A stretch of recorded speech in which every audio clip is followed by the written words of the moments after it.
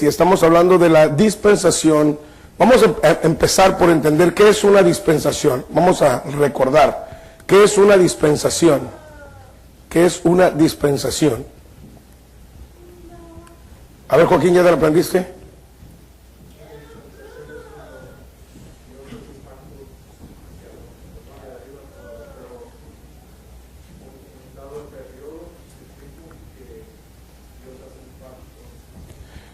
Es el periodo de tiempo en el cual Dios hace un pacto y trata con la humanidad, o ha tratado con la humanidad.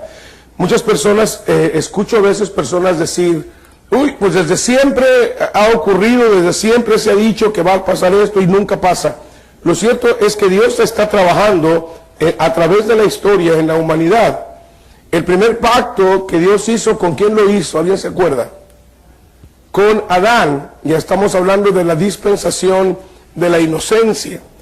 Después de no cumplir Adán y Eva con el pacto con Dios, Dios hizo el siguiente pacto con otro hombre. ¿Quién fue con quien hizo el siguiente pacto? Con Noé. Sí es Noé, ¿verdad? Con Noé. Dios hizo el pacto con Noé, pero también la generación de Noé fracasó. Y la dispensación de la conciencia terminó lamentablemente en un diluvio. Después Dios haría otro pacto ahora con los hijos de Noé, con Sem, Cam y Jafet. Esto sería la dispensación del gobierno humano. Y también en esa dispensación fallaría el hombre otra vez. Dios nunca ha fallado, fallaría el hombre y termina en la confusión de Babel o la confusión de lenguas. Después de eso, Dios levantará y hará otro pacto, pero esta vez ¿con quién hará el pacto? Con Abraham. Y tenemos la dispensación de la promesa. Esa promesa incluía ahora no solamente al pueblo judío, pero también a nosotros los que no somos judíos. En la dispensación de la promesa, Dios habla con Abraham, sin embargo, en ese pacto no le pide a Abraham más que salir de su tierra y de su parentela, eso es todo. En otras palabras, prácticamente no le pide nada a Abraham. Sin embargo, Abraham llega a fallar también. Y esa dispensación termina ¿dónde? ¿Alguien recuerda? ¿Dónde termina la descendencia de Abraham? En la esclavitud en Egipto. El pueblo de Israel termina siendo esclavo en Egipto. Otra vez la consecuencia de la desobediencia. Pero ahí inicia otro pacto, otra dispensación. La dispensación, ¿cuál? La dispensación de la ley. La dispensación de la ley. ¿Con quién hace pacto Dios en esa etapa? Con el pueblo judío, con el pueblo de Israel. Y encontramos que la dispensación de la ley termina ¿dónde? Con la muerte de Cristo. La dispensación de la ley termina con la muerte de Cristo. Lo que hace la ley no venía a traer una solución al problema del hombre. El problema del hombre es que su pecado le ha separado de Dios. En el libro del Génesis, cuando el Señor le dijo, el día que comieres de él, ciertamente morirás. Físicamente, el hombre comenzó a morir desde ese momento. Habría un momento en que su vida terminaría. Uno de los grandes problemas que tiene el ser humano es de entender su formación tripartita. Primera de Tesalonicenses 5:23 dice que nosotros tenemos espíritu, que tenemos alma y que tenemos cuerpo. Primera de Tesalonicenses 5:23. Dice el verso 23, y el mismo Dios de paz os santifique por completo y todo vuestro ser, espíritu, alma y cuerpo sea guardado irreprensible. Eso dice la Escritura. Cuando una persona muere, dice la Escritura que el cuerpo vuelve al polvo de donde fue tomado. Eclesiastés dice que el espíritu va a Dios que lo dio. Pero el ser humano tiene un alma. Un alma es el centro emotivo del individuo. Es donde tenemos los sentimientos, las emociones y la voluntad. Y el alma es eterna. Cuando nosotros estamos considerando esto, la ley no podía resolver el problema del pecado del hombre. La ley lo único que hacía era mostrarle al hombre su incapacidad de poder accesar o acercarse a Dios. Siempre el hombre ha intentado acercarse a Dios en sus medios y en sus condiciones, pero no es la manera en que podemos llegar.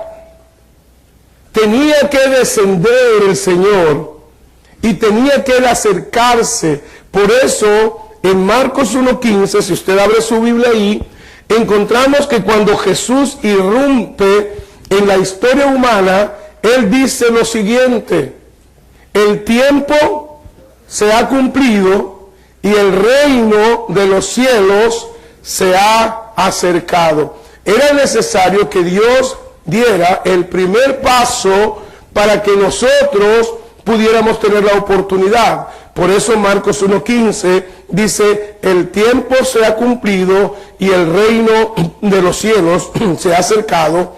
Arrepiéntanse y crean en el Evangelio. La ley condenaba y Jesús lleva hasta la última de las consecuencias en la cruz del Calvario. Él entregó su vida y Él dio su vida sin pecado, sin maldad. En el Evangelio según San Juan, el capítulo 1 y el versículo 29, cuando Jesús es presentado por Juan el Bautista, Él dice: he aquí el Cordero de Dios que quita el pecado del mundo. Y dice: y para esto vine yo, bautizando en agua, para que fuese manifestado a Israel.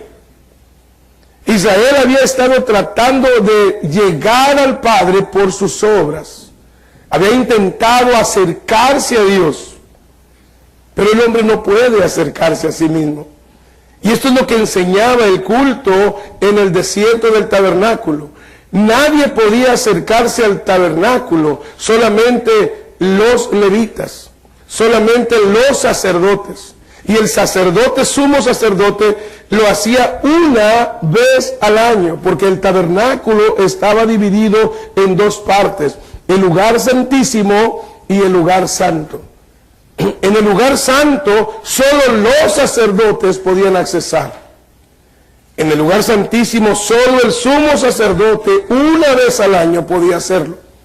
Lo que enseñaba este tabernáculo era que el hombre no podía acercarse a Dios. Es más, cuando el Señor se manifestaba en el monte Sinaí, nadie podía siquiera tocar el monte porque corría el riesgo de morir.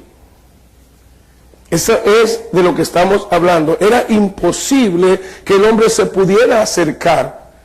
Por eso el día de la gran fiesta, Jesús diría: el que en mí cree, de su interior correrán ríos de agua viva. Y por eso Jesús dice: el reino de los cielos se ha acercado. Dios ha hecho posible que ahora el hombre pueda accesar al Padre. Esto tiene sentido cuando leemos el Evangelio según San Juan, el versículo 1 y el versículo 14. El versículo 1 dice, ¿ahí lo tiene?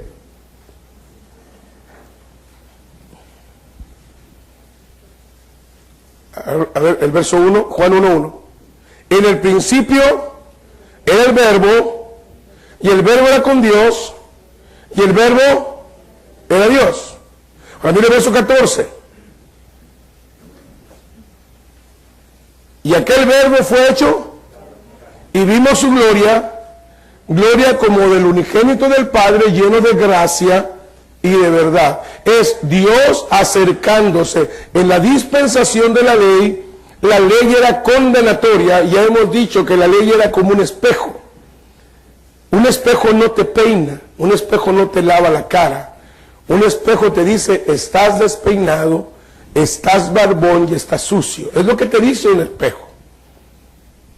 Un hombre que era muy feo, un día miró el espejo y lo quebró. Dijo, hay un hombre muy horrible en ese lugar, entonces voy a acabar con él. Eso es lo que hace el espejo de la palabra a nuestra vida. Cuando usted viene a la palabra, escuche lo que voy a decir y se va a oír muy fuerte. Cuando usted viene a la palabra, la primera cosa que hace la palabra es que lo humilla.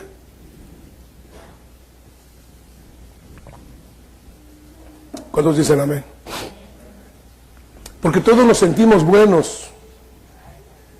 Todos nos sentimos buenos. No, si yo soy más bueno que el pan. Si, no, hombre, si a mí ya me van a canonizar, si yo soy bien buena gente. Porque nosotros no somos capaces de vernos como Dios nos mira. Mire, ¿usted ha visto algunas modas ahorita?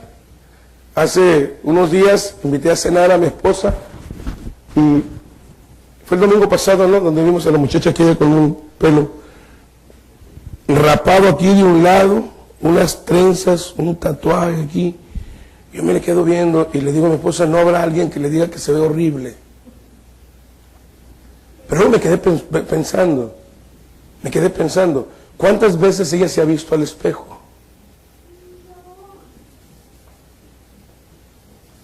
Pero llega el momento en que nuestro estándar de belleza también ha cambiado. Dice la Biblia que nosotros tenemos un concepto distorsionado del bien y del mal. Y miren el mundo ahorita. Ahorita el hombre que es fiel es un anticuado. El hombre que no toma, uy, pues entonces ¿a qué vino al mundo?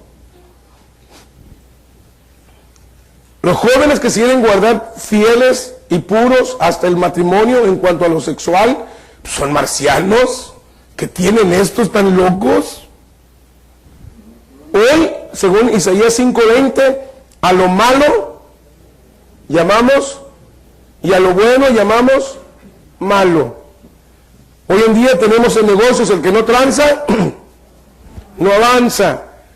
Entonces ahí nos andamos transando todos unos contra otros. Esa es la realidad. Porque lo vemos y decimos, pues todos lo hacen. Yo lo hago, pero no lo hago como aquel. Es como cuando nos dicen si somos guapos o feos. Digo, depende.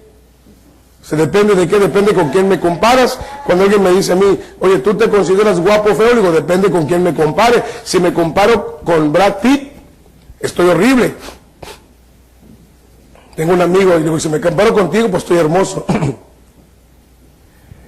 Depende, pero tenemos estándares muy cambiados. Pero cuando venimos a la palabra tiene un estándar. Y el estándar dice, Romanos capítulo 3, verso 10, como está escrito, no hay justo ni aún uno. Tú te puedes sentir muy bueno, porque eres de la religión bautista y porque tú haces esto y aquello y lo otro, pero si tú no ves lo que Dios dice, estás en un error. No solamente eso. En Romanos 3:23 dice, porque por cuanto todos pecaron y están destituidos de la gloria de Dios. Por eso dije al principio que lo que hace la palabra es humillarnos y decirnos, realmente tú no tienes nada. No eres justo y eres un pecador y no mereces el cielo. Eso es lo que hacía la ley. La ley es señalar. Un ejemplo. ¿Cuántos conocen aquí los 10 mandamientos? ¿Nadie conoce los 10 mandamientos? Dios mío. A ver, ¿quién los conoce? ¿Cuáles son? A ver, lo decimos entre todos. Primer mandamiento, ¿cuál es? No tendrás dioses ajenos delante de mí. Segundo mandamiento, no te harás imagen de ninguna cosa creada arriba en los cielos, abajo en los cielos o debajo de la tierra. Tercero, no te inclinarás a ellos, ni los honrarás. Cuarto mandamiento, ¿cuál es?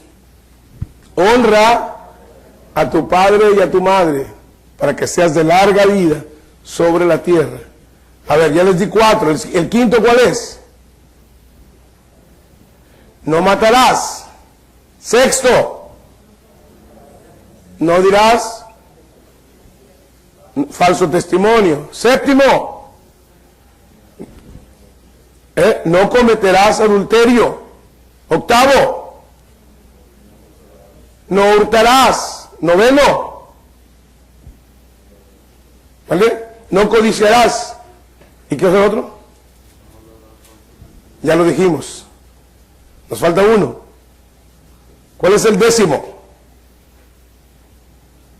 Ahora quiero preguntar una cosa. ¿Cuántos hemos codiciado? A ver, levanten la mano. La neta, ¿cuántos hemos codiciado algo que no es de nosotros? ¿Cuántos hemos mentido? El que no levantó la mano es el más mentiroso. Ya se te pasó el berrinche. ¿Cómo estás, Marisela?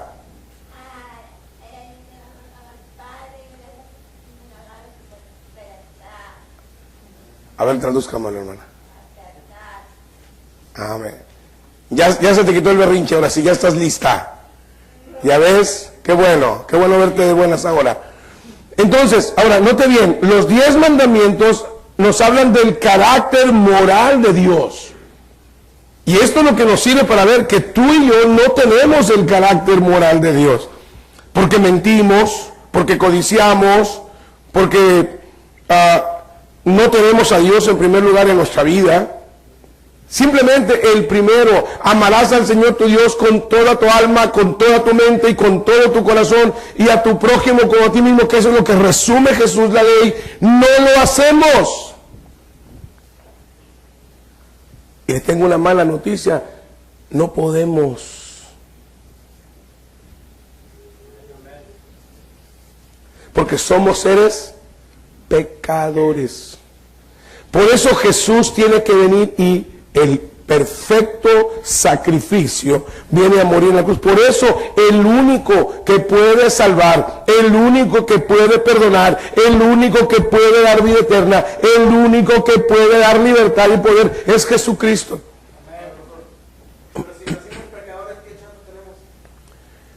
Por eso murió Jesús, para darte esa chance. Romanos capítulo 5, verso 8.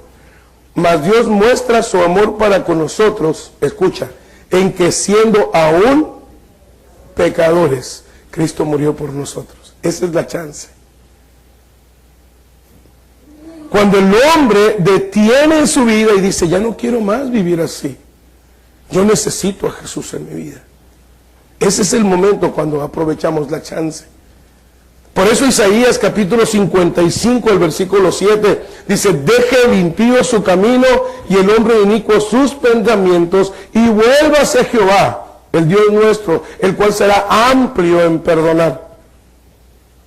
El problema con nosotros se resume en Juan capítulo 3, verso 19. Juan 3, 19 dice, y esta es la condenación, que la luz vino al mundo, pero los hombres amaron más las tinieblas que la luz, porque sus obras eran malas. Ese es el problema. O sea, Dios está dándonos la chance, Dios nos está abriendo la oportunidad, pero nosotros somos los que amamos más la basura en la que vivimos. Clarito, ¿verdad? Está clarito. A mí me encanta la palabra, porque se nos da un gancho, un cruzado y un recto y nos deja sentaditos, ¿no? Así es la palabra.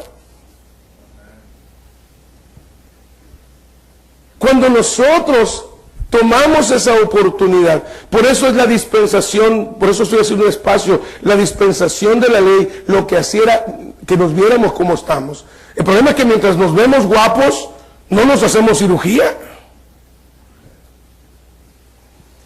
Acaba de nacer el hijo, el nieto de Marcelo, la nieta, y acaba de nacer la nieta de Tamés. Pobrecitos, vamos a reconocer que los dos están bien feos. Y lo triste es que las niñas se parecen a ellos, abuelearon. Pero digo, no te preocupes, Tamés, no te preocupes, Marcé, ya hay cirugías. Y lo digo en tono de broma, ¿no? Porque amo a los dos hermanos. Lo que estoy tratando de decirles es que mientras no nos vemos en la verdadera condición en que estamos, no vamos a buscar a Dios. Vamos a conformarnos de la manera en que estamos. Y alguien va a decir, pues ¿para qué dejo el alcohol? ¿Para qué dejo las drogas? ¿Para qué dejo el sexo? ¿Para qué dejo la mala vida? Que al cabo como quieras soy eso. No, es tu oportunidad de cambiar. Es tu oportunidad de encontrar a Jesús. Ahora, la religión no puede salvarle, esta religión no puede salvarle, esta denominación no puede salvarle. El único que puede hacerlo es Jesucristo.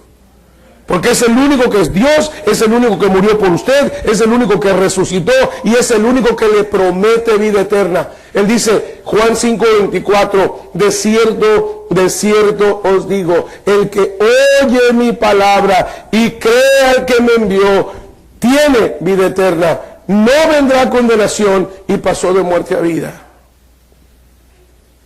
Por eso Jesús tuvo que morir en la cruz del Calvario.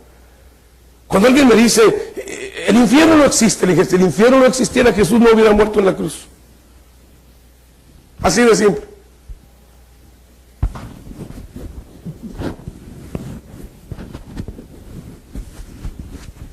O cuando alguien me dice, mi religión o mis obras, le digo, si así fuese, Jesús no hubiese tenido que morir. Si usted es millonario, ¿qué caso tiene que yo venda mis 2 chivas para que usted coma mañana? Si usted es millonario, ¿lo necesita? No.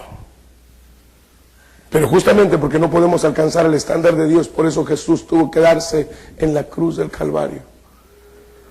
Y nosotros seguimos pensando que la religión, seguimos pensando que las buenas obras. Así comienza la dispensación de la gracia. ¿Dónde? En cuando Jesús es elevado al cielo y hace una promesa. Este mismo Jesús, dice el ángel, que ustedes han visto que se ha ido, volverá otra vez para llevarse a lo suyo. Y es lo que estamos esperando ahora la iglesia. Por eso cada día nosotros tratamos de vivir de acuerdo al estándar de Dios. Como dijo alguien ahí, no somos perfectos, dijo Diego hace rato. No somos perfectos, pero anhelamos esa perfección. Cada día estamos trabajando en nuestro carácter, en nuestra vida, para que cada día se parezca más a Jesús, porque ese es el propósito. Jesús establece la iglesia. Hoy en día yo escucho a tantos peleándose, discutiendo, no, que mi religión. Y cuando alguien empieza a discutir, le digo, mira una cosa, Jesús no estableció ninguna religión. Jesús estableció la iglesia. Es la gente quien cuando los vio y los miraba y decía, oye,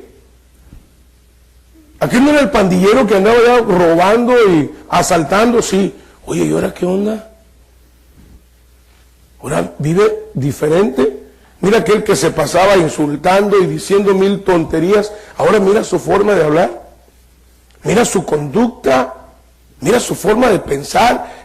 Es que es un cristiano. Es un cristiano. Un término peyorativo, un término de insulto. Y empezó a llamarles cristianos. Hechos capítulo 11, versículo 26. Dice, y se congregaron ahí todo un año. Dice, y le enseñaron a muchos. Dice, y a los discípulos se les llamó cristianos por primera vez en Antioquía de Pisidia. En Antioquía es donde se menciona por primera vez a los discípulos como cristianos. También se les llamaban los del camino, también se llamaban los nazarenos, también se les llamaba así. Es la gente quien les puso el adjetivo. Ellos no dijeron nosotros somos los, no, la gente. Entonces, cuando Dios establece la iglesia, la piedra o el fundamento, piedra angular es Jesucristo. Algunos se confunden cuando hablan de que Pedro es el fundamento de la iglesia. No puede ser Pedro, porque Pedro dice la Biblia que todos somos, y Pedro era un pecador. El único que es sin mancha es Jesús. Algunos se confunden en esto. Y si a ti te digo, tú eres Pedro y sobre esta roca, sobre esta piedra edificaré mi iglesia. Cuando habla con Pedro dice Petros, piedra pequeña, pero cuando habla de la roca que va a ser fundamental usa la palabra Petra en griego. La iglesia es fundada en Cristo. Usted ve en 1 de Pedro capítulo 2, versículo 4 al 8, Pedro, aquel que dicen que Pedro es el fundamento, Pedro escribe en 1 de Pedro 2, 4 al 8, que es Jesús la piedra del ángulo, la piedra principal del ángulo. Y aquellos que no saben de construcción, la piedra principal del ángulo es la fundación, o dicen los gringos, el foundation. el cimiento, el fundamento principal. Luego el apóstol Pablo lo dice todavía más claramente en 1 Corintios 3:11, porque nadie puede poner otro fundamento que el que está puesto, el cual es Cristo. La iglesia se sustenta en Cristo. La iglesia no se sustenta en los pastores, ni en los sacerdotes, ni en nada de eso. Se sustenta en Jesucristo. De repente alguien viene y me dice, pastor, yo me acuerdo que usted me salvó. Le dije, pobre de ti, mi hermano, si yo te salvé. Yo no salvo a nadie, yo predico el evangelio que puede salvar. Y yo predico un Jesús que puede salvar y puede cambiar. Si te arrepientes, si pones tu confianza en Él. A veces pensamos que es la religión. Y eso es predicar otro evangelio. Si yo les dijera esta mañana que la salvación es a través de la iglesia bautista, yo estaría mintiéndoles y estaría predicándoles un evangelio que está bajo anatema. Pablo le dice a los Gálatas, si alguien les predicara, dice Pablo, si yo o un ángel del cielo les predicara un evangelio diferente al que os hemos anunciado, el tal sea anatema, el tal sea hecho maldición. Yo no puedo decir que la salvación está en la iglesia bautista. No, Señor, la salvación está en Jesucristo. Él es el fundamento de la iglesia. ¿Y qué se necesita? Número uno, que usted necesita reconocer que es un pecador. Número dos, usted necesita arrepentirse. Si no hay arrepentimiento, Lucas capítulo 13, verso 5, si no se arrepienten, todos perecerán de la misma manera. Según de Pedro 3:9, Dios no retarda su promesa, según algunos lo tienen por tardanza, sino que es paciente para con nosotros, no queriendo que ninguno perezca, sino que todos procedan al arrepentimiento. El arrepentimiento es necesario para la salvación. Primero, reconozca su pecado. Segundo, arrepiéntase. Tercero, ponga su confianza en Jesús. ¿Qué significa poner la confianza en Jesús? Significa reconocer que Él dijo, quien dijo ser, el Hijo de Dios. La razón por la cual llevan a la cruz del Calvario a Jesucristo es porque Él dijo ser el Hijo de Dios, y eso era considerado entre los judíos como una blasfemia.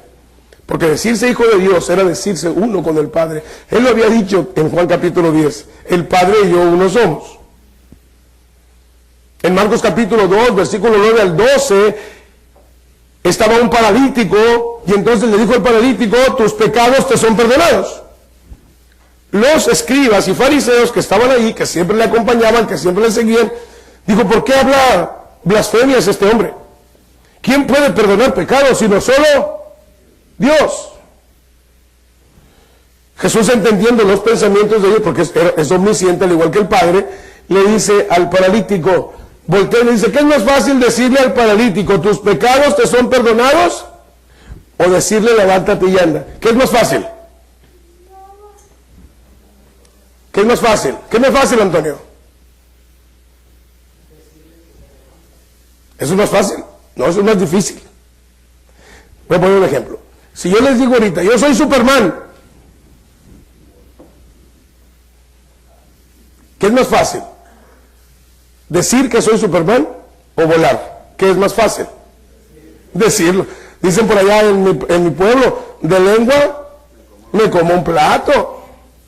Alguien dijo, decir no cuesta, hacer, ¿cómo molesta? Jesús les dice a los fariseos, ¿qué es más fácil? Decirle, tus pecados te son perdonados. ¿Quién puede constatar eso? Pero decirle, levántate, toma tu lecho y vete, había que comprobarlo. Digo, pues, para que sepáis, dice, pues para que sepáis que el Hijo del Hombre tiene poder para perdonar pecados. En otras palabras, para que sepan que yo soy Dios. Dijo el paralítico, a ti te digo, levántate, toma tu lecho y vete a tu casa. ¿Y sabes qué pasó? El hombre se levantó, agarró su lecho, lo dobló y se fue caminando. Y más adelante Juan nos dice que cuando él iba caminando con su lecho, caminando, era día de reposo, dice que los fariseos, ¡ey! ¿A dónde vas? No te es lícito llevar tu lecho. Dijo, mira, el que me sanó fue el que me dijo que me llevara mi lecho a mi casa. Es que no se poniendo gorro.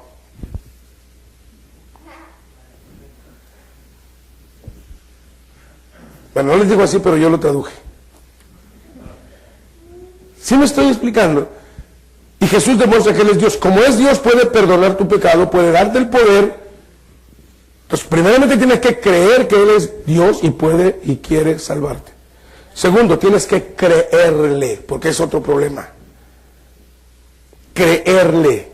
Alguien me dice, pastor, pero poco nada más orar. No es nada más orar. Tiene que salir del fondo de tu corazón.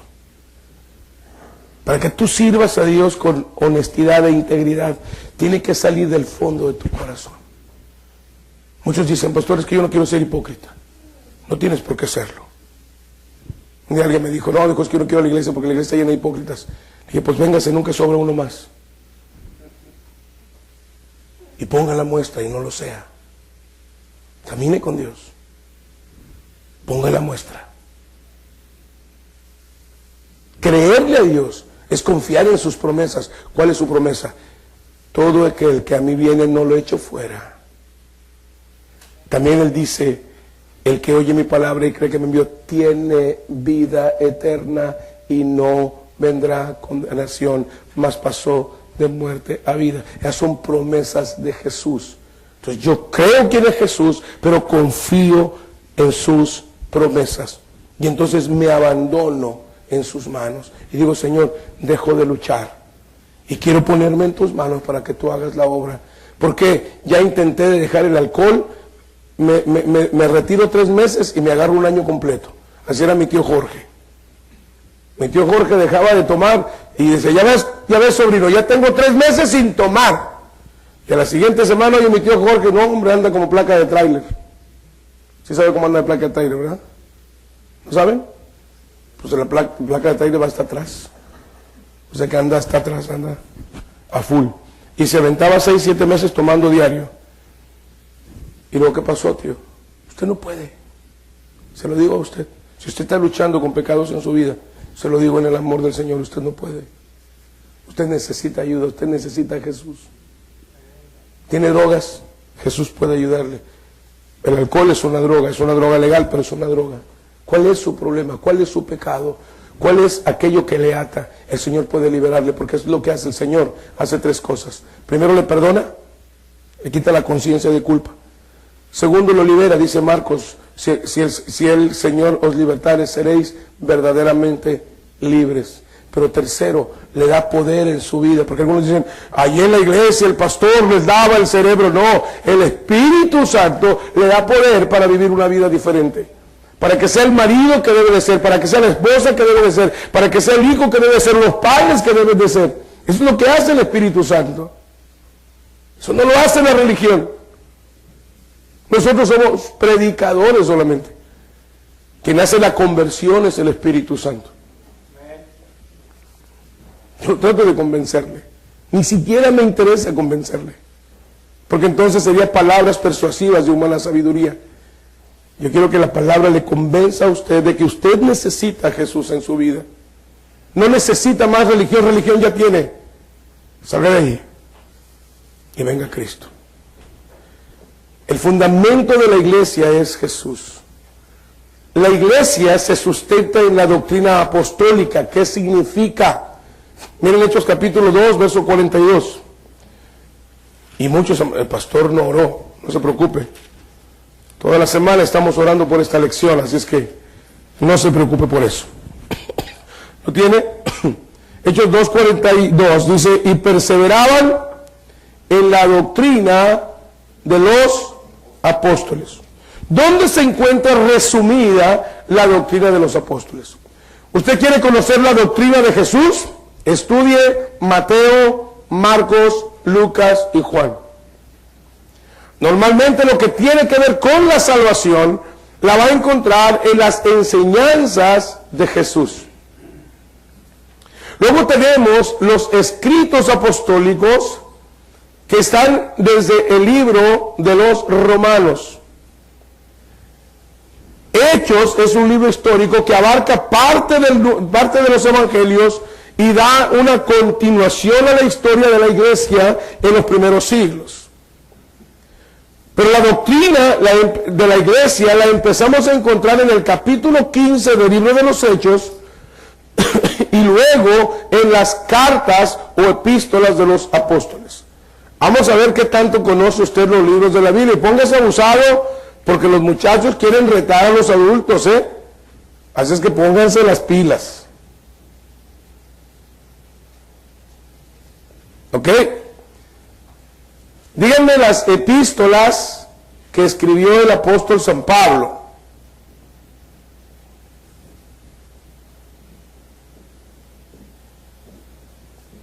Entonces me quedan viendo así como que, ¿cuáles pistolas, pastor? No son pistolas, son las epístolas, las cartas. A ver, yo sé que les voy a ayudar un poquito. A ver, Romanos, primera y segunda a los Corintios, Gálatas, Efesios, Filipenses, Colosenses, primera y segunda a los Tesalonicenses, primera y segunda a Timoteo, Tito, Filemón. Esos son los escritos que se le atribuyen al apóstol San Pablo. En lo personal, yo le atribuyo también el libro a los Hebreos, aunque algunos eruditos dicen que esa carta fue escrita posiblemente por Bernabé. Yo en lo personal creo que sería Hebreos adicional a Pablo, por el conocimiento que tenía y siendo Pablo un miembro del Sanedrín, es decir, un miembro del concilio judío. Era un erudito de la escritura. Hoy le llamaría doctor de la ley. Pero también tenemos otros apóstoles que escribieron otras cartas. Tal es el caso, por ejemplo, de primera y segunda de Pedro. Tenemos primera, segunda y tercera de Juan. Tenemos a Santiago. Amén. Entonces, ya compusimos la doctrina apostólica. ¿Usted quiere conocer la doctrina apostólica? Ahí tiene el Nuevo Testamento. Nadie, inclusive en el catolicismo, pone en tela de duda el Nuevo Testamento. ¿Dónde hay una diferencia en las Biblias católica y evangélica? Es en los del Antiguo Testamento.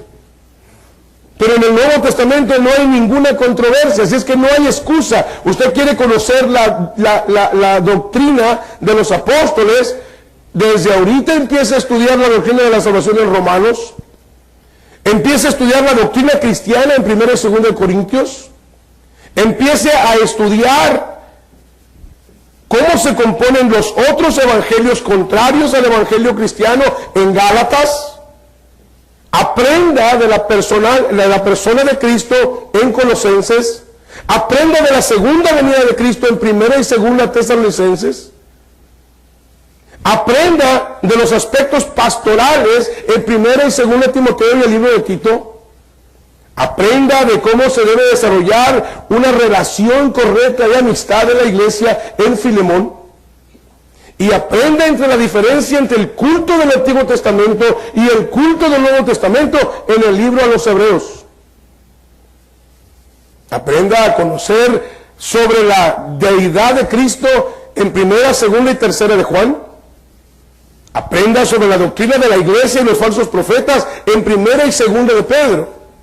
Y aprenda sobre los eventos futuros en el libro del Apocalipsis. Ahí está toda la información. Esa es la doctrina apostólica.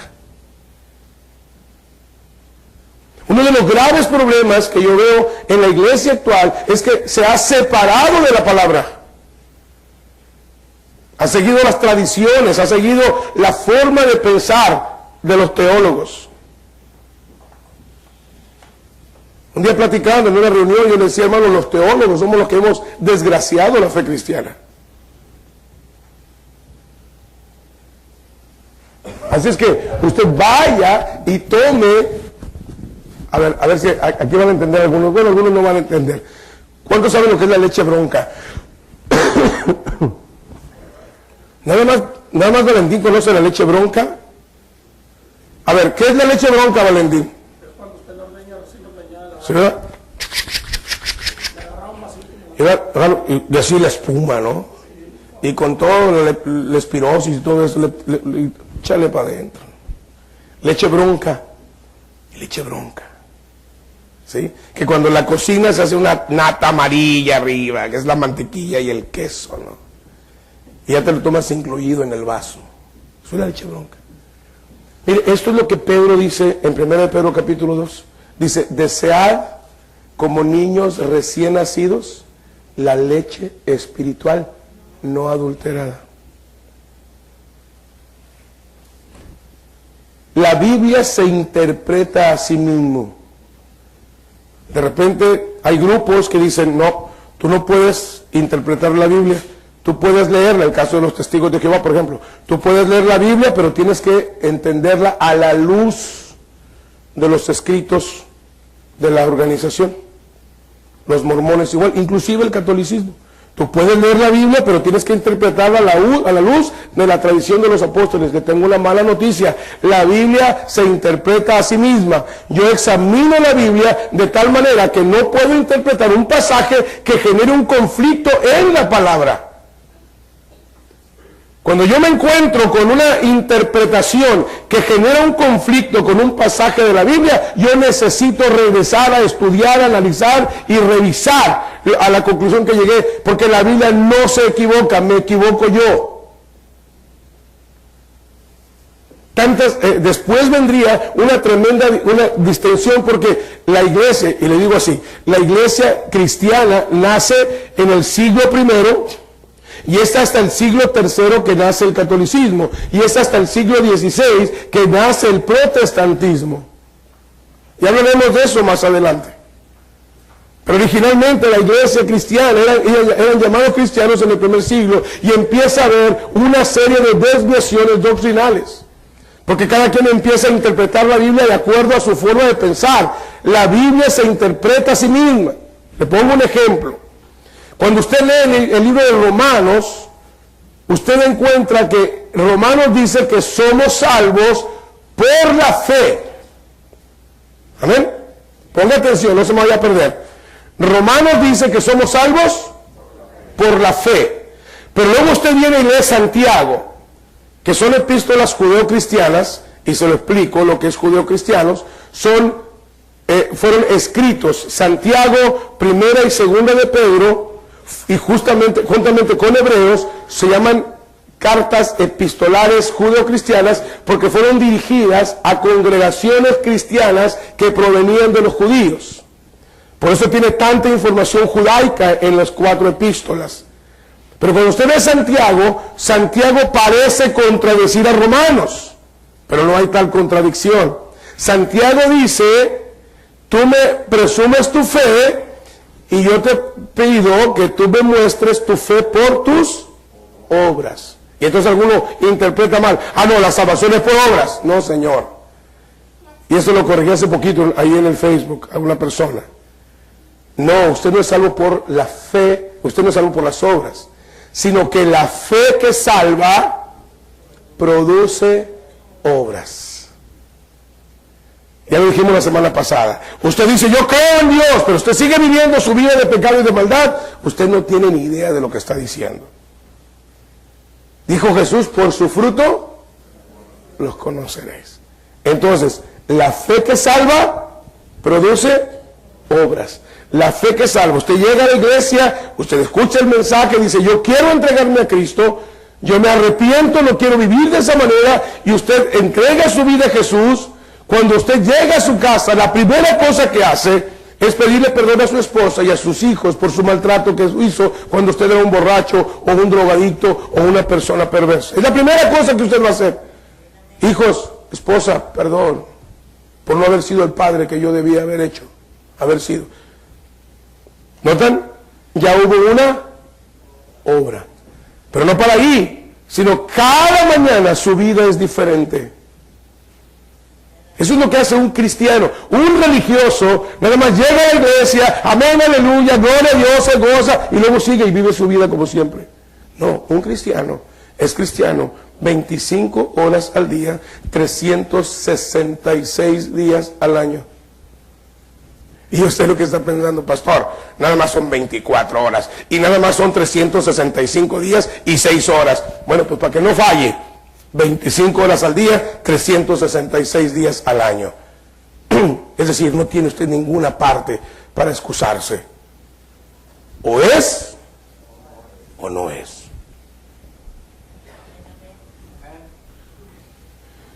Y usted está pensando, uy, eso es bien difícil, ¿sí? Muy difícil. ¿Por qué cree que Jesús dijo que angosta era la puerta y el camino era angosto? Y mire, yo le agregaría con respeto, y de subida y con piedras picudas. El camino cristiano no es fácil.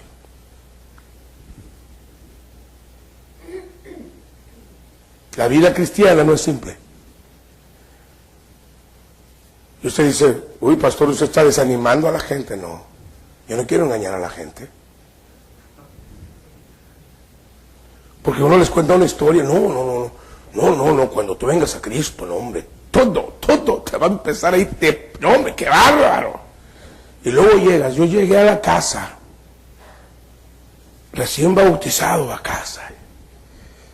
Y mi padre me dice, ¿y ahora tú qué? Me bauticé, papá, con mi Biblia bajo el brazo.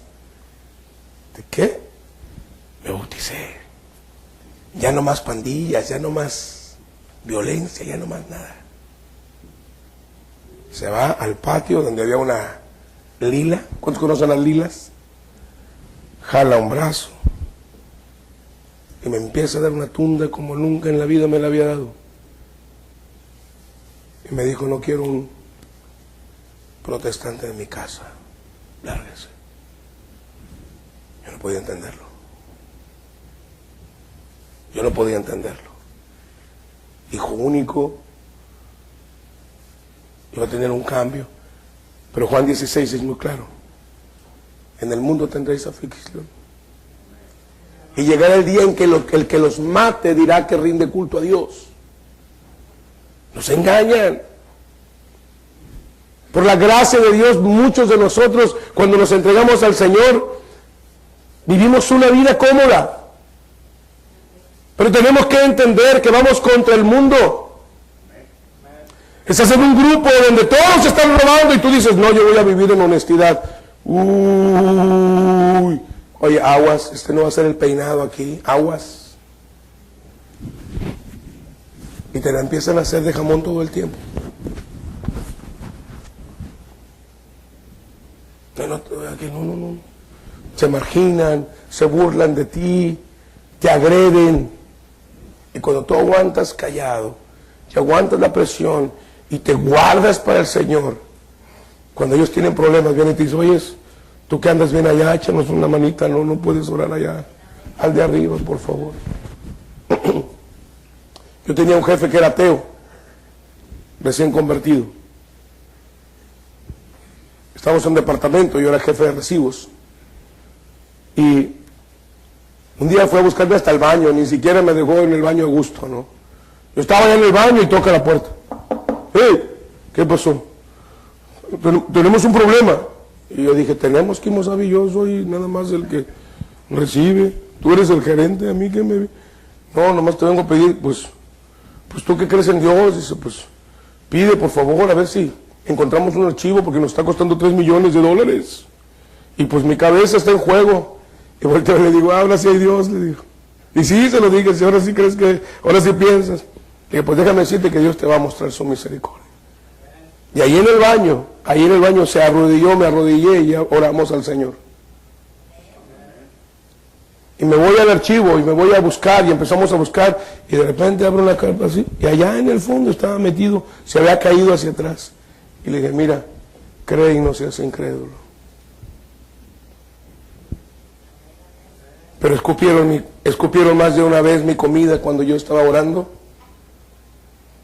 Más de una vez me pusieron el pie para que yo me cayera, tratando de provocarme porque sabían de dónde venía yo. Pero el que aprende a caminar con el Señor, aprende a depender de Él. El camino cristiano no es fácil. La vida cristiana no es fácil. Y yo no quiero engañarte, es muy difícil. El reino de los cielos se hace fuerte y los valientes lo arrebatan. La vida cristiana es para hombres y mujeres que realmente son valientes y quieren caminar con el Señor. Eso es el Evangelio.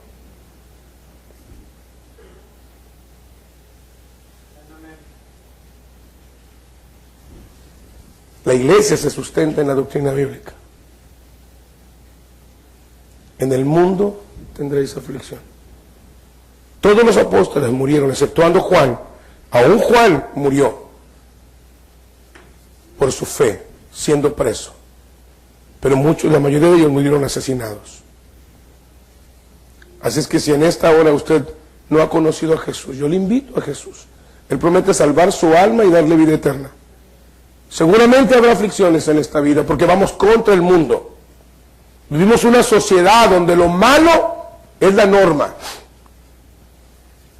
Pero vale la pena caminar con el Señor, se lo puedo asegurar.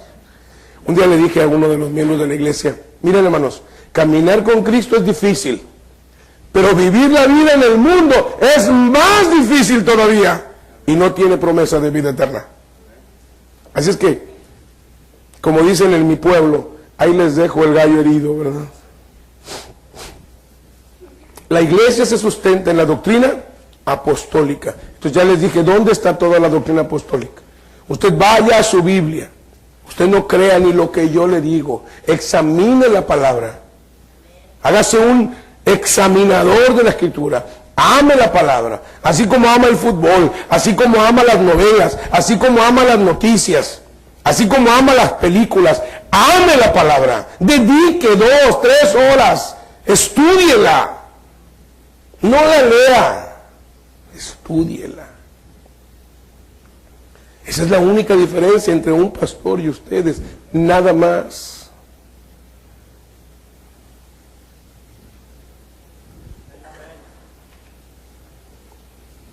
Pero algunos me dicen, como una hermana me decía, ay pastor, es que yo de veras cuando tengo insomnio me pongo a leer la Biblia porque me duermo bien rápido.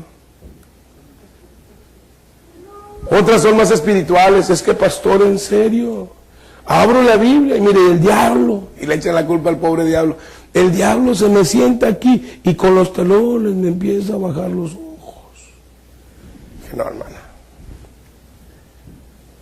no es el diablo, es su vieja naturaleza, es su falta de disciplina y su falta de costumbre. Ese es su problema. Porque tiene tiempo para todo.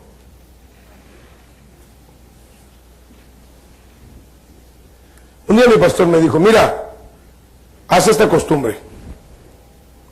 Las veces que comas, lee la Biblia. Me aseguro que vamos a ponernos bien gorditos espiritualmente también. Porque se nos pasa cualquier cosa menos pipirín. Como práctica, yo tengo una Biblia en mi baño, yo tengo una Biblia en mi estudio, hay Biblia en mi cocina, hay una Biblia en cada uno de mis coches, hay una Biblia en mi oficina de trabajo, tengo la Biblia en mi teléfono, tengo la Biblia en cada una de mis computadoras. Y no es solamente para tenerlas, es para estar leyéndolas. En vez de escuchar música o esto, aquellos que se han subido a veces conmigo en la camioneta, tengo la Biblia leída. Entonces me subo y estoy leyendo la Biblia. Si usted se pregunta, ¿por qué el pastor sabe tantos textos bíblicos de memoria? Esa es la razón. Aprovecho mi tiempo. Y usted dice, bueno, tiene razón, usted es pastor, esa es su responsabilidad. Él dice, aprovechando bien el tiempo porque los días son malos, no deje espacio para que el diablo venga y le engañe y le tiente. No se dé tiempo para escuchar lo que el mundo dice. Porque al final termina siendo como el mundo, pensando como el mundo y haciendo como el mundo. Su carne le encanta eso.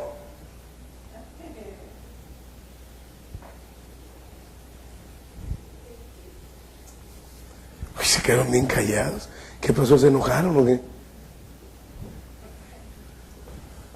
No, pues si quieren cambiamos de tema, no sé, hablamos de la prosperidad o cuándo viene Cristo, o sea, el milenio. ¿Estamos reflexionando? Y a veces decimos, la vida cristiana es bien aburrida. Pues es aburrida para el perezoso.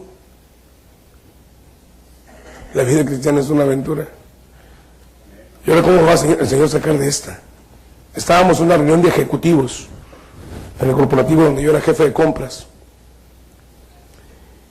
Y el último viernes de cada mes llegaba el dueño del corporativo.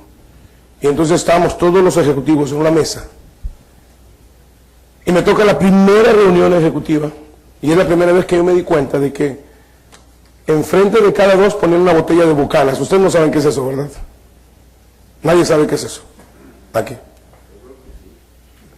No, si tú tienes la carita que sí sabes. Ok. Una botella de whisky, es whisky, ¿no? ¿Es whisky? En medio de cada dos ejecutivos. El dueño gustaba de brindar con todos los ejecutivos, pero brindar con una botella entre dos, no, pues era para quedarse como ariaña fumigada, ¿no? Como placa de trailer, pero chocado, ¿no? O sea.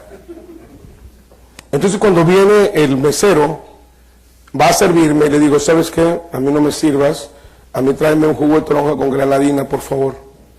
¿Cómo, licenciado, usted no va a tomar? Sí, sí voy a tomar. Voy a tomar jugo de naranja con granadina. Aquellos que no saben lo que es la granadina, ¿verdad? Es una bebida dulce. No tiene alcohol, no tiene nada. Es con la que endulzan, es como el azúcar. Va de chismoso con el dueño, con el patrón, con el jefe. Oiga, el licenciado García no va a tomar alcohol. El señor Cárdenas se levanta, yo tengo 2 semanas apenas en el trabajo, se levanta y me dice, licenciado García, ¿me puede usted explicar por qué no va a tomar, por qué no va a brindar con nosotros? Pongo de pie y le digo, sí señor Cárdenas, voy a brindar con ustedes, solo que no lo haré con alcohol. ¿Me puedes dar una razón por la cual tú no puedes tomar alcohol? Dije, no señor, sí puedo tomar, no quiero hacerlo. ¿Me puedes dar una razón? No, le doy más de una. Primero, porque no quiero ofender a Dios. Dios me dice en su palabra que ni siquiera mire al vino cuando rojea, y quiero obedecerle. Segundo, dice la Biblia que yo soy templo del Espíritu Santo y quiero cuidar ese templo lo más sano posible. Tercero, dice la Biblia, no gastes tu dinero en lo que no es pan. Yo no quiero gastar mi dinero en un vicio que va a destruir mi vida y mi familia. Y número 4, le voy a dar la última. Yo tengo un hijo que igual cuando crezca va a tomar, pero que no sea porque yo le di el ejemplo. Que él tome su camino por su propia decisión. Por esas 4 razones, señor Cárdenas, yo no voy a tomar. Y miren lo que pasa cuando un siervo de Dios hace su trabajo. Hasta el día de hoy ya no se ofrece alcohol a los ejecutivos del Grupo Cárdenas. Yo vi que aquel hombre bajó su botella, su vaso, lo hizo a un lado, pidió que retiraran las botellas. Después me enteraría que uno de sus hijos estaba internado en Oceánica, una institución para rehabilitación de alcohólicos, porque el Señor mismo era alcohólico y los había inducido. Tú nunca sabes cómo Dios va a usar tu vida cuando tú decidas ser fiel al Señor. ¿Se puso en riesgo mi trabajo? Sí. Pero cuando tú amas más a Dios que cualquier cosa en tu vida, Dios te permite tener cualquier cosa en tu vida también. Mas buscad primeramente el reino de Dios y su justicia. Cuando yo salí de ahí para venir a pastorear acá, él me dijo, yo quiero que entiendas que aquí tienes puertas abiertas. Tus órdenes nunca las discutí y ni siquiera las revisaba. Yo sabía que eran las mejores decisiones. Dios honra a quien le honra. Eso es el cristianismo. Eso es lo que enseña la doctrina apostólica. Pablo decía, si tratara de agradar a los hombres, no sería siervo de Cristo. Si yo como pastor tratara de agradarles a ustedes y escucharan lo bonito, porque queremos tener el lugar repleto, entonces yo no sería un siervo de Cristo. Sería un empleado religioso más. Y no lo soy. Prefiero que sean lastimados con la verdad para que puedan corregir esas áreas de sus vidas. Tercero, cada creyente es una piedra viva. 1 Pedro 2:5 dice que nosotros como piedras vivas somos edificados como una casa espiritual. Cada creyente tiene que estar trabajando en su propia y personal vida. Casi siempre estamos viendo la vida de los demás, pero tengo que estar examinando mi propia vida delante de Dios. No es la vida de mi esposa, es mi vida. No es la vida de mi esposo, es mi vida. No es la vida de mi hijo, es mi vida. No es la vida de mis padres, es mi vida. Yo tengo una responsabilidad personal delante de Dios. ¿Cuál es esa responsabilidad? La meta es ser como Cristo. En Gálatas 4:19 Pablo dice, por quienes sufro dolores de parto hasta que Cristo sea formado en vosotros. Cada día usted tiene que preguntarse, mi forma de pensar, mi forma de hablar, mi forma de actuar, ¿es de acuerdo al estándar de Cristo? Este negocio que estoy haciendo, Jesús lo haría de esa manera. Esta forma como estoy tratando a mi esposa, Jesús lo haría. Esta forma como estoy tratando a mi esposo, Jesús lo haría. Esta forma como yo trato a mis padres, Jesús lo haría. Y entonces nos vamos pareciendo al estándar. ¿Cuántos les gusta hacer gelatinas aquí? Sí, te creo. ¿Ok? ¿Qué hace con una gelatina? Si usted quiere que sean gelatinas de perritos, ¿qué hace?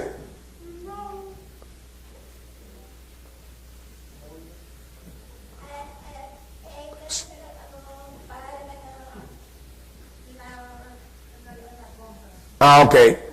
Entonces, ¿pero usted quiere gelatinas de perritos? Molde de perritos. ¿Usted quiere gelatinas de carritos? Moldes de carritos, ¿sí?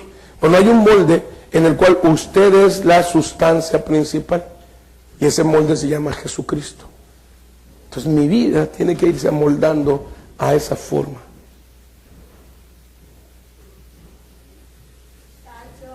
Oye, no es el pastor, porque el pastor, porque nos justificamos. No, pues yo no vivo bien porque ya viste al pastor, ya viste al hermano, ya viste a la hermana. Yo le voy a decir lo que Jesús le dijo a Pedro. ¿A ti qué te importa? Sígueme tú. Muchos pastores hacen esto y aquello y lo otro. Ese es problema de ellos con Dios. Yo no quiero ser igual a ellos, yo quiero ser igual a Jesús. ¿Me estoy explicando? Amén. La meta es ser como Cristo. Efesios 4:13 dice que hasta que todos lleguemos a la estatura de la plenitud de un varón como Cristo. En 2 Timoteo 3:17 dice, a fin de que el hombre sea perfecto, enteramente preparado para toda buena obra. El único perfecto es Jesucristo. Yo sé que no voy a alcanzar el estándar de Jesucristo, pero voy a buscar eso. ¿Cuántos están aquí en la escuela? ¿Están en la escuela? Ok. ¿Van a sacar As todo el tiempo? ¿Sí o no? ¿Pero van a buscar las A todo el tiempo? O sea, yo voy a buscar las A todo el tiempo.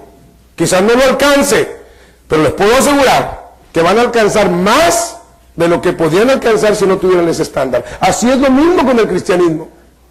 Yo voy a tratar de ser como Jesús. Sé que no lo voy a lograr, pero sé que voy a ir más allá de lo que tengo y de lo que soy ahora. sé que va a ser. Ese es el estándar. Ese es el cristianismo. Lo demás es religión. Amén. Vamos a continuar. La iglesia crecía en 4 ejes principales. ¿Cómo podemos crecer como iglesia?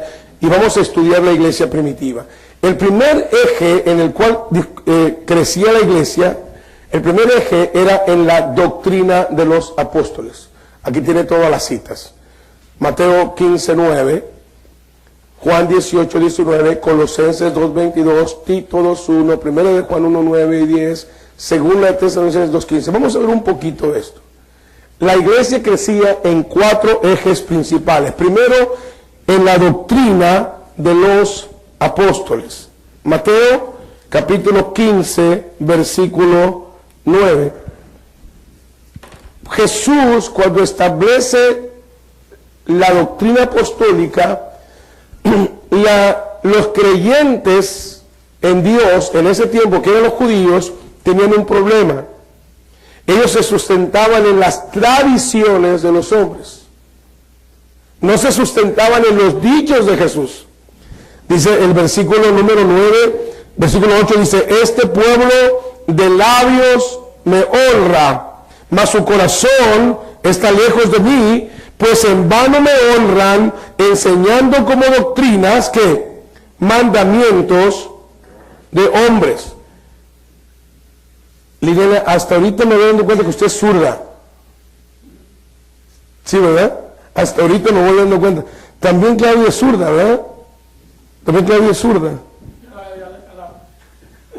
Ah, no, ten cuidado, brother.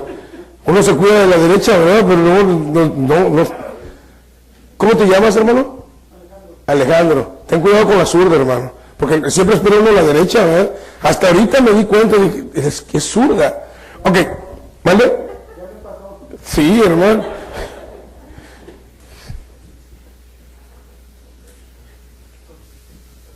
No, yo por eso me porto bien, hermano. No lo he investigado en 34 años. Me dijeron, ¿cómo es que tú has durado 34 años? Le digo, yo nunca digo que no. Y me quito el problema. No es cierto. No es cierto. Sí le digo que no, pero de lejecitos. No es verdad. Tampoco, no me alcanza. Ok, 15:9. Estaba hablando el problema con el judaísmo es que habían dejado la palabra y habían seguido tradiciones. Muchas veces nosotros seguimos tradiciones y no seguimos la palabra. Por eso hay tanta diversidad. Por eso Jesús dice, tengan cuidado con las tradiciones. La autoridad en la iglesia es la palabra de Dios. Voy a ponerles un ejemplo. Yo me convierto, el Señor me alcanza a través de la Iglesia Bautista Independiente, una iglesia extremadamente conservadora en doctrina. Para ellos no había batería, no había bajo eléctrico, no había guitarra eléctrica, era solamente piano e himnos gregorianos, hermosos himnos. Ya dije que vamos a ir para allá, nada más que me componga. Pero himnos, Cristo la tumba venció y con gran poder resucitó. Hermosos himnos. Pero decían, no hay más. Ni se te ocurra. Ni se te ocurra más. Ya no hay más. Una guitarra, no, esa es la herejía, no. Esos son tradiciones. La Biblia dice, cantando con salmos, con himnos y con cánticos espirituales. Es lo que la Biblia dice. Por eso aquí en la iglesia cantamos salmos, cantamos cánticos espirituales y nos faltan los himnos. Amén. No estamos violando la Biblia. También me enseñaron que si no era bautista, no era salvo. Falso. Una persona es salva si se ha arrepentido y ha puesto su fe en Jesucristo como su único Salvador. Amén. Eso dice la Escritura. Pero muchas veces son tradiciones. Así creo. Así dice. No. Usted vea lo que la Biblia dice y usted debe ajustar su creencia a lo que la Biblia dice. No ajustar la Biblia a su creencia. Porque eso se llama dogmatismo. Si la Biblia lo dice, así es. Aunque no me guste. Amén. Hermana, la Biblia dice que su esposo es la cabeza de su hogar, aunque a usted no le guste.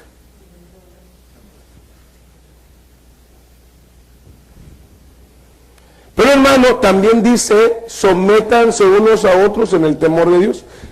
Yo me someto a mi esposa se somete a mí, yo gobierno la casa. Dicen los varones, también que íbamos, pastor. Es una dualidad, porque también los hombres nos equivocamos, ¿o no? Les doy una muestra. Les doy una muestra que también nos equivocamos. ¿Sí o no? Nos casamos. Ah, no es cierto, no es cierto. No. ¿Ok? ¿Quién estaba reclamando Jesús a los fariseos? Usted observa el verso 1, estaba hablando a escribas y fariseos. A los escribas y fariseos les dicen, hipócritas, bien profetizó de ustedes, Isaías. Miren qué amable era Jesús. Jesús no se andaba con medias tazas. Le dicen los escribas y fariseos, mire, bien profetizó de ustedes. Este pueblo de labios me honra, pero su corazón está lejos de mí. Pues en vano me honran, enseñando como doctrinas, ¿qué? Mandamientos de hombres. Usted tiene que revisar qué cosas en su vida son mandamientos de hombres y no mandamientos de la palabra de Dios. Amén. El otro alguien me dijo, si tú no hablas lenguas, tú no tienes el Espíritu Santo. Le digo, muéstrame en la Biblia donde tengo que hablar lenguas para tener el Espíritu Santo. Séñamelo.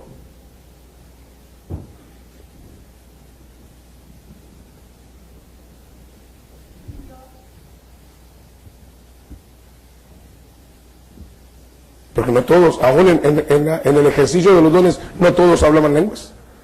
El Espíritu Santo se lo daba a quien él quería. Tiene que ver lo que la Biblia dice. Examinar lo que la Biblia dice, ¿ok? Siguiente, Juan 18, 19. Vamos a ver Juan 18, 19. ¿De qué está hablando ahí? Juan 18, 19. Estamos hablando de la doctrina de los apóstoles.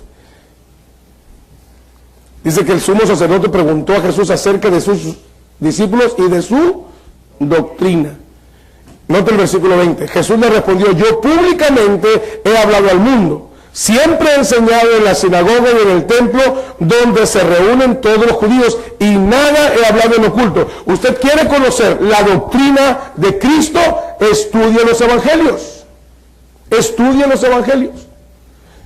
Y cada vez que Jesús enseñó, tome esa enseñanza, apréndala, examínela.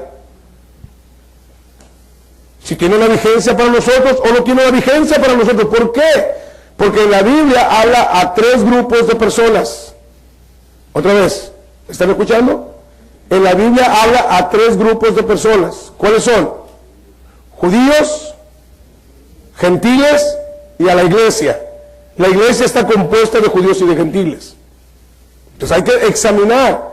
Por ejemplo, hay algunos que dicen, no, tú tienes que guardar el sábado. Bueno, si tú eres judío, tienes que guardar el sábado. Si no eres judío, no tienes que guardar el sábado. Otros dicen, tú tienes que circuncidarte. Tienes que circuncidarte. Bueno, no has leído Hechos capítulo 15. En Hechos 15 está el concilio de Jerusalén. Y en el concilio de Jerusalén dice, no se les moleste a los gentiles en cuanto a eso. Nada más que se cuiden de ídolos, de fornicación y de ahogado. Eso es todo lo que tienen que hacer. Conoce la Biblia, examina la Biblia. Cuando alguien viene y te viene una doctrina rara, examínala y vea la palabra de Dios. Ora al Señor, dice, Señor, si esto es para mí, examíname. Déjame aprender, Señor. Y examinas la palabra y lo que diga la palabra es la verdad.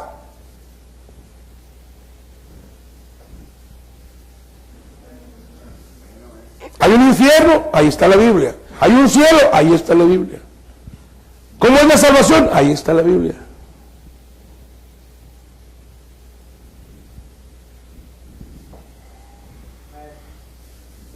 Y luego, ahora tenemos hasta un montón de ayudas, hombre.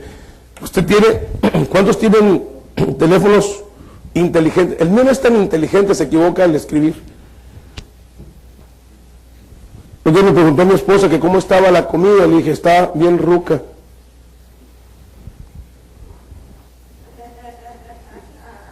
Pero yo escribí rica. No, llegué, estaba mi esposa enojada, infartada. No tienes que recordarme la edad. Digo, no, pero ¿por qué me dices eso? Además dije que está bien rica. Dijo, no, me mandaste, está bien ruca.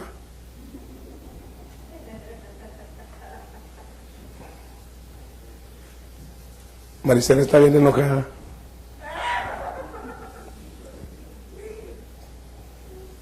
Todos tienen un telefonito de estos, ¿verdad? O parecido. ¿Sí o no?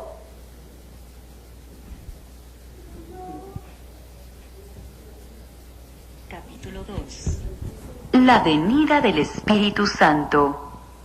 Cuando llegó el día de Pentecostés, Ni estaban tiene todos que leer. unánimes juntos. Y de repente vino del cielo un estruendo, como de un viento recio que soplaba, el cual llenó Y toda usted la lleva el casa celular donde hasta el estaban baño. sentados. Y se les aparecieron lenguas repartidas como de fuego, asentándose sobre. Y luego aquí tiene una lupita, no una Guadalupe, una lupita de esas para ver. Y usted quiere poner ahí una palabra que quiere aprender y le pone ahí, por ejemplo, salvación, y le salen todos los textos que tiene que hablar con salvación. Y sabe que, y es gratis.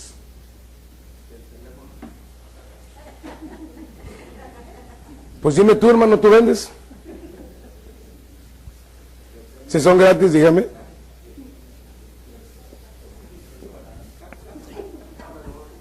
Hermano, se me ponen de pechito, hermano.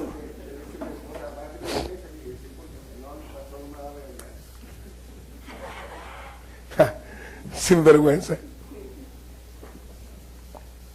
Aparte hipócrita. Y sigue, hermano. ¿Qué dice Juan 18:19? ¿Quiere conocer la doctrina de Cristo? Ahí están los evangelios. No te preocupes más, si me llevo con él. No te preocupes que estamos peleando, ¿no?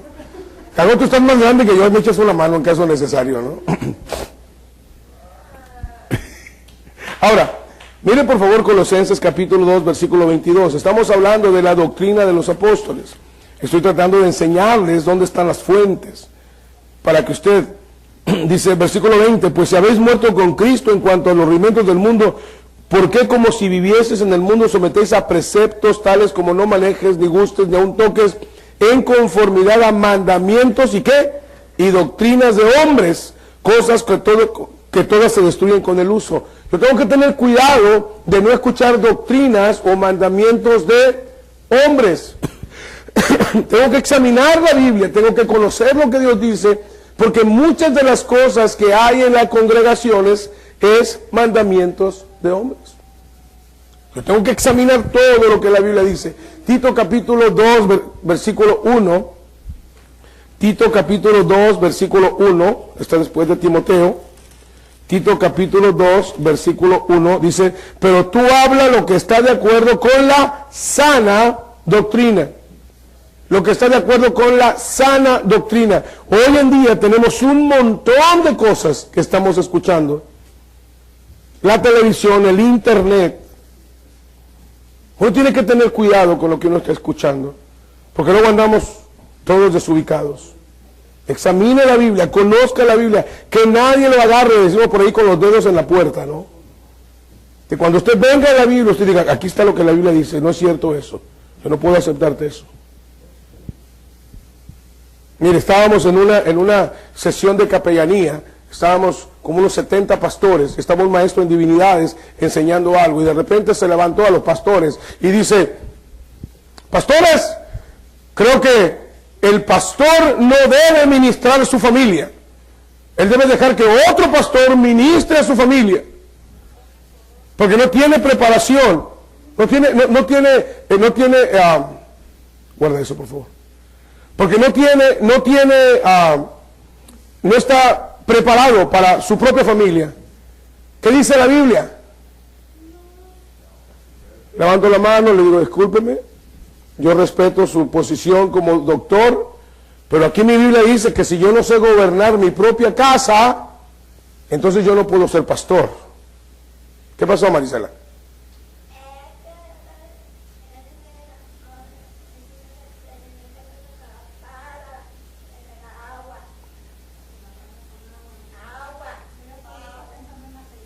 Ok, ok, se quedó en la gelatina, ya estamos, ok, de acuerdo.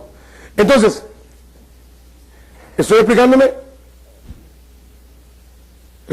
lo que trato de compartirles? ¿Sí? Ahora, vamos al siguiente pasaje porque ya se nos fue el tiempo. Primero de Juan capítulo 1, versículo 9. Primero de Juan 1, 9. Si confesamos nuestros pecados, Él es fiel y justo para perdonar nuestros pecados y limpiarnos de toda maldad.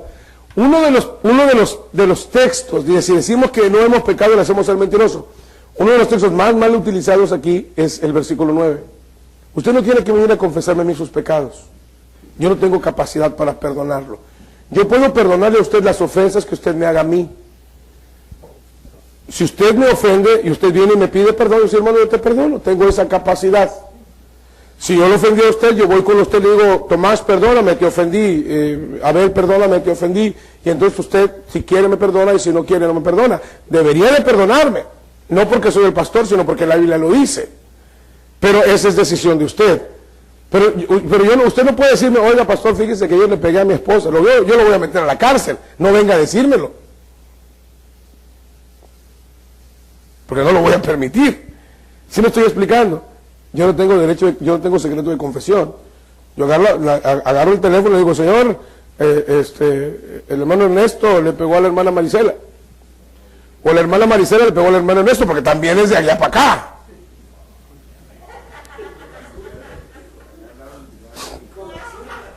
Y con la zurda, ¿verdad? Y con la zurda. Tenga cuidado, hermana, porque yo al 911 de volada. Aquí ya saben que no se puede tocar a la esposa a golpes. Ya lo saben. Pero también saben las esposas que no pueden tratar a golpes a sus esposos. Yo les dije un día a las hermanas, yo se los amarro, pero no me les peguen. Vamos trabajando para no ser machos, sino ser hombres, pero tampoco abusen. Amén. Ok, bueno, ya, cambiamos de tema, porque ya se pone medio pesado, ¿no? Miren, según Tesalonicenses 2:15, y con eso terminamos.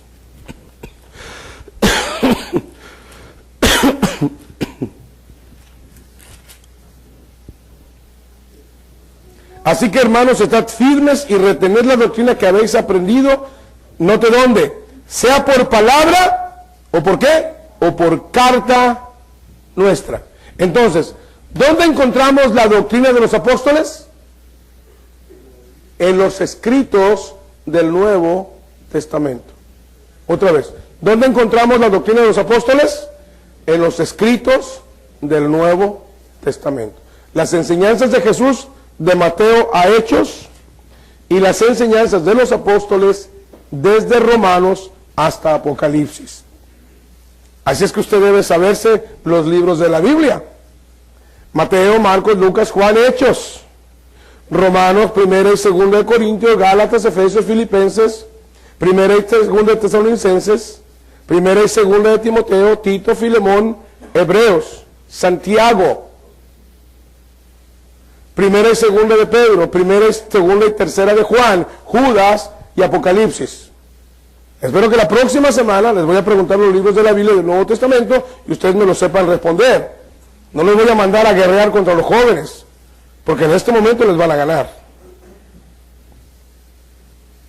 Y no estoy bromeando.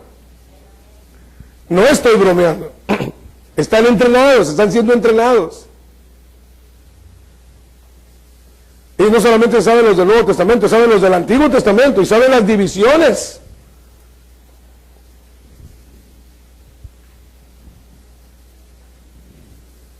Estamos aprovechando bien el tiempo en el grupo de jóvenes.